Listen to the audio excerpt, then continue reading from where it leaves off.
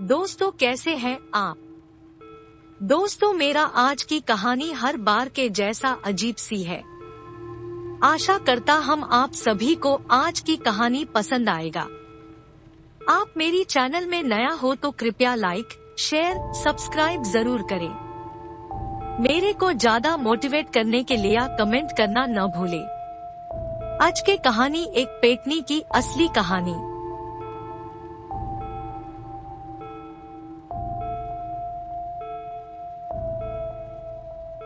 जब कालवाची ने कोई उत्तर ना दिया तो कुशाग्रसेन ने तनिक दीर्घ स्वर से पुनः कालिंदी से पूछा, कौत्रे कहाँ है कालिंदी? मेरे प्रश्न का उत्तर क्यों नहीं देती? जी महाराज, वो बाहर गया है, कालिंदी ने झूठ बोला। किंतु क्यों? रात्रि को बाहर क्यों गया है वो? महाराज, कुशाग्रसेन ने पूछा। जी महाराजा अपनी पत्नी से मिलने, कालिंदी ने पुनः झूठ बोला। ठीक है, यदि वो अपने निवास स्थान गया है तो तुम्हें मुझसे झूठ बोलने की क्या आवश्यकता थी कि वो अपने कक्ष में सो रहा है। ये तो समझ आ गया मुझे कि वो अपनी पत्नी से भेंट करने गया है, परंतु ये कठफोड़वा यहाँ क्यों है? महाराज, कुशाग्रसेन ने क्रोधित होकर कालिंदी से पूछा। जी ये उसका पार्षद पालतू पक्षी है, यही तो उसकी पत्नी का संदेश लेकर आया था, कालिंदी ने पुनः झूठ बोला। यदि ये उसका पार्षद पक्षी है तो ये उसके संग क्यों नहीं गया? महाराज, कुशाग्रसेन ने पूछा। कदाचित कौत्रे अपने पार्षद पक्षी को यही छोड़कर गया है, कालिंदी बोली। तुम जानो और कौत्रे जाने, ना जाने तुम दोनों ने ये क्या स्वांग रचा रखा है। मैं अब और यहाँ नहीं ठहर सकता, मैं राजमहल जा रहा हूँ। और इतना कहकर महाराज कुशाग्रसेन शीश महल से चले आए। महाराज कुशाग्रसेन शीश महल से बाहर आकर मन ही मुस्कुराए एवं मन में ही बोल, ओह आज तो प्राण बचे उस मायाविनी से।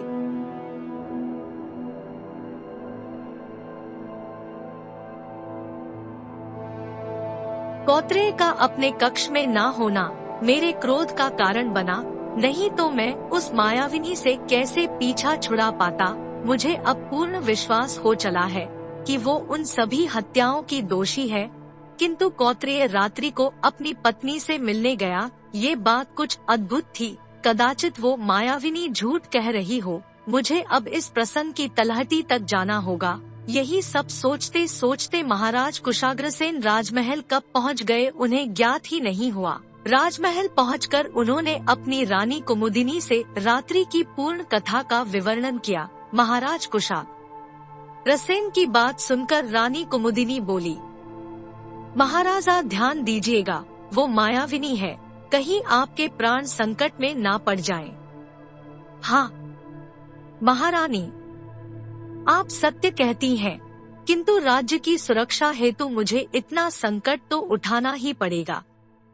महाराज और महारानी उस विषय पर अत्यधिक समय तक वार्तालाप करते रहे एवं कुछ समय पश्चात वे दोनों सो गए। प्रातःकाल हुई, महाराज अभी जागे भी ना थे कि द्वारपाल ने आकर महाराज के कक्ष के समक्ष एक संदेश कहा, जो कुछ इस प्रकार था।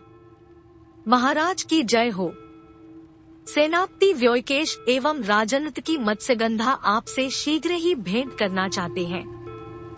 द्वारपाल का स्वर सुनकर महाराज एवं महारानी जाग उठे एवं महाराज ने अपने कक्ष से ही कहा, उन्हें शीघ्रता पूर्वक मेरे कक्ष में भेज दो।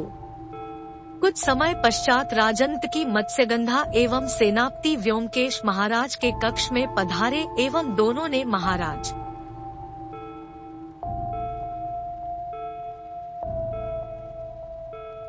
कुशाग्रसेन को प्रणाम किया। महाराज ने दोनों का प्रणाम स्वीकार करके पूछा, कहिए क्या बात है जो आप दोनों इतनी प्रातः यहाँ पधारे? तब मत्स्यगंधा बोली, महाराज कल रात्रि तो अनर्थ हो गया। इसलिए मैंने प्रातः होते ही सर्वप्रथम सेनापति व्योमकेश को ये सूचना सूचित करने का सोचा। क्या अनर्थ हो गया मत्स्यगंधा? कुशाग्रसेन ने पूछा। महाराजा कल रात्रि में गुप्त रूप से कालिंदी पर दृष्टि रख रही थी। जब कौत्रेय एवं कालिंदी कौत्रेय के ही कक्ष में वार्तालाप कर रहे थे तो मैंने सुना। इतना कहते कहते मत्स्यगंधा रुक गई। रुक क्यों गई मत्स्यगंधा, बोलो। रानी कुमुदिनी ने कहा, महाराजा मैंने सुना कि कालिंदी का नाम कालिंदी नहीं कालवाची है एवं कौत्रेय एक मनुष्य नहीं कठफोड़वा है। मैंने चुपके से उनके कक्ष में झांक कर देखा तो कालवाची से कौत्रेय ने कहा, कालवाची, मुझे मनुष्य रूप में निंद्रा नहीं आएगी, इसलिए मुझे पुनः मनुष्य से कठफोड़वे में परिवर्तित कर दो जो कि मैं हूँ। तब कालवाची बोली, मुझे तो तुम मनुष्य रूप में ही सुंदर दिखते हो एवं मनुष्य रूप में रहकर तुम सुंदर स्त्रियों को अपने प्रेमजाल में फांस कर उनसे प्रेम का अभिनय कर सकते हो। यहाँ शीशमल में तो वैसे भी इतनी सुंदर सुंदर दासियां है।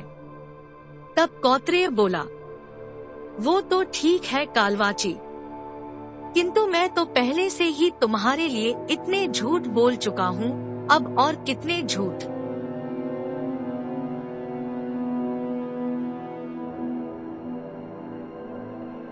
बुलवाओगी मुझसे, वैसे भी ये प्रेम मेरे वश की बात नहीं। तब कालवाची बोली, वो तो ठीक है कौत्रेय, किंतु तुम्हारा मत्स्यगंधा के विषय में क्या विचार है? वो तो अत्यधिक सुंदर है, उससे ही प्रेम कर लो। तब कौत्रेय बोला, वो राजन्त की मत्स्यगंधा, वो तो देखने बस में सुंदर है, किंतु घमंड तो उसमें कूट कूट कर भरा हुआ है, देखा है ना वो कितनी हठी है। वो भला क्यों मुझसे प्रेम करने लगी? और क्या क्या सुना तुमने राजन्त की मत्स्यगंधा? महाराज कुशाग्रसेन ने पूछा। तब मत्स्यगंधा बोली, महाराज वार्तालाप के मध्य उसने कहा कि उसे सुंदर रहने हेतु मनुष्यों के हृदय भक्षण करने की आवश्यकता होती है। यदि वो ऐसा ना करे तो धीरे धीरे वो वृद्ध एवं क्षीण होती जाएगी। इसका तात्पर्य है कि कालिंदी ही वो हत्यारिन है। महाराज कुशाग्रसेन बोले, महाराज, कालिंदी नहीं कालवाची। सेनापति व्योमकेश बोले, हाँ हाँ वही, किंतु अब क्या समाधान होगा इस समस्या का? महाराज कुशाग्रसेन बोले, जी समाधान तो एक ही है। मेरे तातश्री के मित्र कालभुजंग, जिनके विषय में मैंने आपसे कहा था, मैंने उन्हें संदेशा तो भिजवा दिया है, वे शीघ्र ही यहाँ पहुँचने वाले होंगे। सेनापति व्योमकेश बोले। तब महाराज कुशाग्रसेन बोले, मैं भी कल रात्रि जब शीश महल पहुँचा तो मैंने जब कौत्रेय से भेंट करने की इच्छा जताई तो कालवाची कुछ विचलित सी हुई थी। इसका तात्पर्य है कि कौत्रेय मनुष्य नहीं है, कठफोड़वा है। मैंने उस समय क्रोधित होने का अभिनय किया और शीश महल से बाहर आ गया। पहले सोचा कि मत्स्यगंधा से सब बता दूं कि वो सावधान हो जाए, किंतु इसके पश्चात अनुभव हुआ कि कहीं कालिंदी ने मुझे मत्स्यगंधा से वार्तालाप करते देख लिया तो उसे मुझ पर संदेह हो जाएगा कि मैं उसे झूठे प्रेम का अभिनय कर रहा था। ये आपने ठीक किया।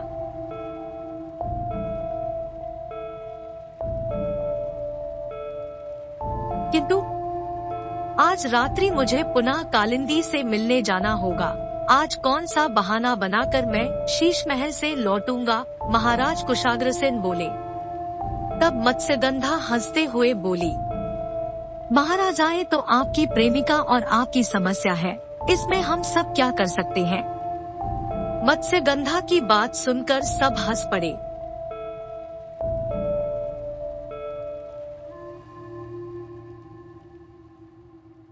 महाराज, मत्स्यगंधा बोली, ओहो, तो आपको एक कठफोड़वा अपनी प्रेमिका बनाना चाहता है, किंतु आपका शुष्क व्यवहार देखकर उसका मन इस बात की अनुमति नहीं देता। सेनापति व्योमकेश ने मत्स्यगंधा से हंसते हुए कहा।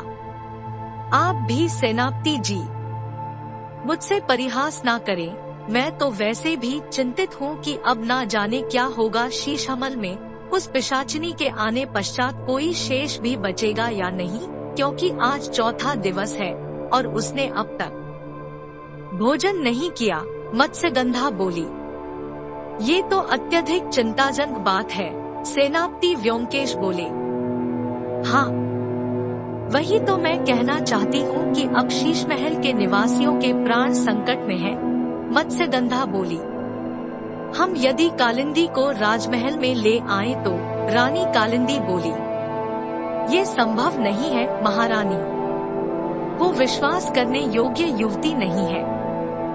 सेनापति व्योमकेश बोले, हम उसके क्रियाकलापों पर दृष्टि रख सकते हैं। रानी कुमुदिनी बोली, ना महारानी, इतना संकट उठाने की आवश्यकता नहीं है। सेनापति व्योमकेश बोले, तो क्या करे, कोई दूसरा मार्ग भी तो नहीं सूझ रहा।